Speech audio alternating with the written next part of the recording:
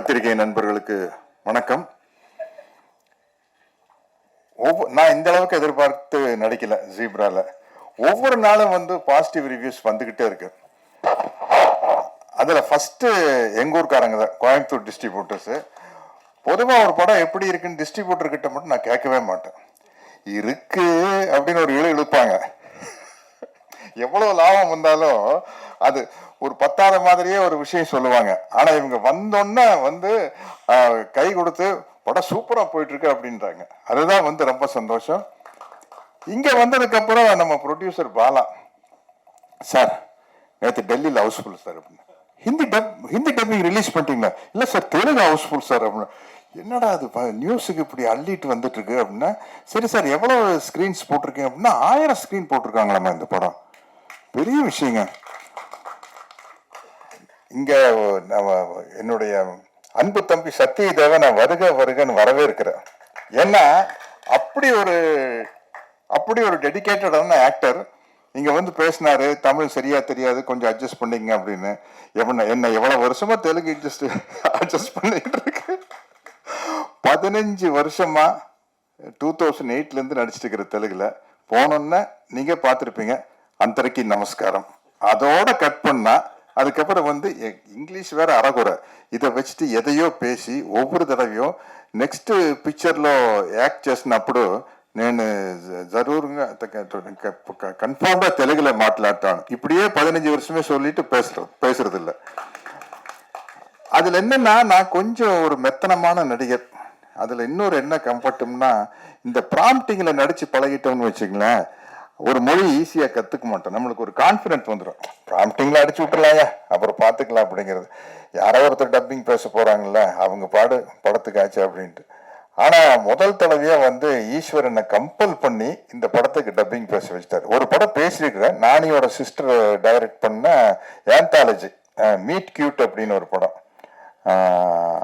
அதுல மட்டும் பேசிக்கிறேன். அது எப்படி, அது வந்து ஒன்லி ஓடிடி பிளாட்ஃபார்முக்கு தான். இந்த படத்துல ஈஸ்வர் கம்பல் பண்ணி பேச வச்சாரு. என்னன்னா, அங்கேயாவது நானியோட சிஸ்டருக்கு வந்து தெலுங்கு தெரியும், நமக்கு இவருக்கே தெலுங்கு தெரியாது. எப்படி இவரை நம்பி நம்ம களத்துல இறங்குறது? அப்புறம் கரெக்டா பேசி கீசி சமாளிச்சுட்டு ஒரு தடவை கரெக்டா இருக்கான்னு பேசி இப்ப அந்த நம்பிக்கை வந்தோம்னா இப்ப லைனா எல்லா தெலுங்கு படத்துக்கு வந்து நான் தான் டப்பிங் பேசுறேன். Thank you Eshwar sir. எனக்கு ஒரு நம்பிக்கை வந்துருச்சு. அந்த படத்துல ஆக்சுவலா அந்த மீட் கியூட்டுங்கிற படத்துல எப்படி டப்பிங் பேசுனா, ப்ராம்ப்டிங்ல நடிக்கிறது வேற, ப்ராம்ப்டிங்ல டப்பிங் பேச முடியுமா? நான் ப்ராம்ப்டிங்ல பேசினேன், ஹெட்போனை மாட்டிட்டு அவங்க சொல்ல கேட்டு பேசிட்டேன். அதனால சத்யதேவ், நீங்க ஒன்றும் கவலையே படாதீங்க. நீங்க அடுத்த படம் தமிழ் நீங்க தான் டப் பண்றீங்க. நான் வந்து அந்த சவுண்ட் இன்ஜினியர் கிட்ட நான் உட்காந்துக்கிறேன். அது சும்மா ஈஸியான வேலை. அது நான் பாருங்க, உங்களுக்கு வந்து கரெக்ட் பண்ணி விட்டுறேன், அவ்வளவுதான். ஏன்னா நாங்க கரெக்டா இப்ப முஞ்சியான ஒரு ஹிந்தி படம் நடிச்சோம். இத்தனைக்கு ஃபுல் காமெடி கேரக்டர். அது நம்ம இங்க வடிவேலு பண்ற மாதிரி ஒரு கேரக்டர். அது எப்படி என்ன அந்த கேரக்டர்ல சூஸ் பண்ணான்னு தெரியல. அந்த படம் சூப்பர் டூப்பர் ஹிட். அங்க அதுக்கு நான் தான் பேசியிருக்கிறேன் டப்பிங் ஹிந்தி. ஒண்ணுமே தெரியாது ஹிந்தியில. என்கிட்ட கேட்பாங்க, ஹிந்தியில ஏதாச்சும் தெரியுமா அப்படின்னா, என்ன நம்மளுக்கு ஒண்ணுமே தெரியாது ஹிந்தியில. அந்த காலத்துல யாதவ் கி பாரத்னு ஒரு படம் பார்த்தா அப்போ சூப்பர் ஹிட். தர்மேந்திரா சார் வந்து அதுல சொல்லுவாரு, ட்ரெயின் மேல ஜம்ப் பண்ணி வந்துட்டு பத்லா பாரு. அதுதாங்க எனக்கு தெரியும். பத்லானா பழி வாங்குறான்னு அர்த்தம். சிரின்னு சிரிப்பாங்க. ஷாருக் கான் வந்து, sir can you speak Hindi sir? I know Hindi sir. What அப்படின்னா பத்லானா பழி வாங்குறான்னு அர்த்தம். அது யாதவ் கி பாரத்னு ஒரு படம் இங்க 1 வருஷம் ஓடிச்சு. அப்படி வந்த விஷயம். இந்த படத்துல ஒர்க் பண்ண நாளை நமது தமிழ்ல வாத்தியார் நடிச்ச படம். இந்த டீமே வந்து அப்படி ஒரு டீம். உண்மையிலேயே ஃபர்ஸ்ட் டைம் ஒரு எடிட்டரை பத்தி ஒரு ரிவ்யூஸ்ல எல்லாம் எடிட்டர் பேர் போட்டு எடிட்டிங் சூப்பர்னு சொல்றது இந்த படத்துல தான் நான் பாக்குறேங்க. இன்னைக்கு வந்து அதே மாதிரி தமிழ் இண்டஸ்ட்ரியில இன்னைக்கு வந்து ரொம்ப பிஸியான ஆள் யாருன்னு சொல்லுங்க? இவருதான்.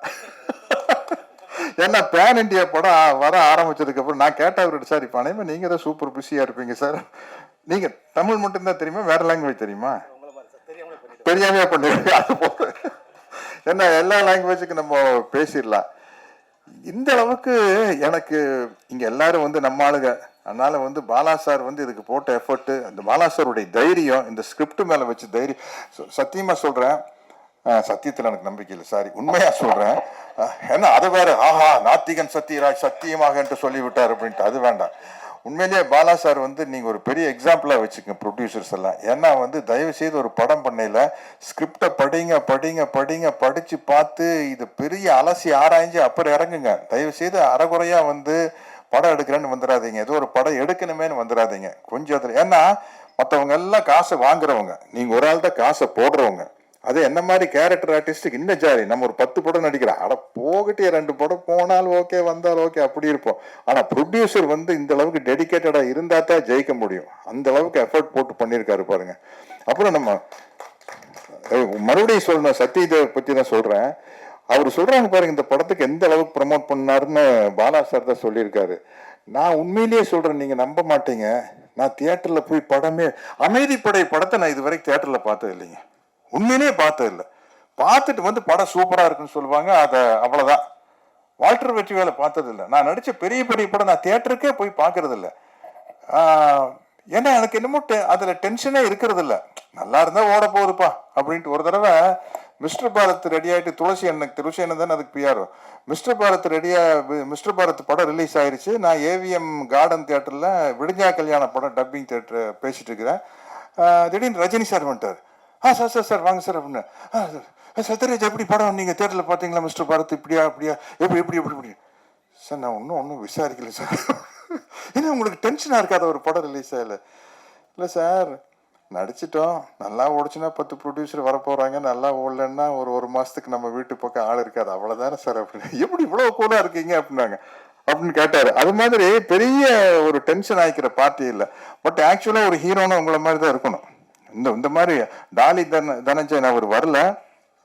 அவங்க எல்லாருக்கும் பாராட்டுகள். சத்யா, இன்னொரு ஆக்டர் சத்யா நம்ம பேர்ல அவர் இருக்காரு, காமெடி ஆக்டர். அவர் சீனெல்லாம் வந்து தியேட்டர்ல தெரிக்குதுன்னு சொல்லிட்டாங்க. அதே மாதிரி இந்த படத்தினுடைய ஹீரோயின் யாரு பாருங்க. ஹீரோயினை பத்தி நான் தான் பேசுறேன். நியாயப்படி ஹீரோ பேசியிருக்கணும். ஹீரோயினை பத்தி ஹீரோல பேசணும். நான் அப்பா வயசுல இருக்கிற நான் பேசுறேன் பாருங்க. பிரியா பவானி சங்கர் வந்து ஹேட்ரிக் அடிச்சிருச்சுல்ல, 3 படம் கண்டினியூஸா சக்சஸ் பாருங்க. டிஸ்ட்ரிபியூட்டர் ஆமான்ட்டாங்க எங்க ஊருக்காரங்க. ரொம்ப அதுக்கு மட்டும் நல்லா தலையாட்டுறாங்க. பிரியா பவானி சங்கர் ஹேட்ரிக் அடிச்சிருச்சுன்னு ஒன்று. அதனால இப்போ ஒரு சந்தோஷமா இருக்கு. தொடர்ந்து பாசிட்டிவ் ரிவ்யூஸ் வந்துட்டு இருக்குது. அது காரணம் வந்து பத்திரிகை நண்பர்களாகிய நீங்களும் அந்த படத்துக்கு பாசிட்டிவ் ரிவ்யூ கொடுத்த ரசிக பெருமக்களும் தான். அவங்களுக்கு ஒரு மிகப்பெரிய நன்றியை சொல்லி, யாராச்சும் விட்டுருந்தேன்னா மன்னிச்சுக்குங்க. அவன் எல்லாருக்கும் ஒரு நன்றியை சொல்லி விடைபெறுகிறேன். நன்றி, வணக்கம்.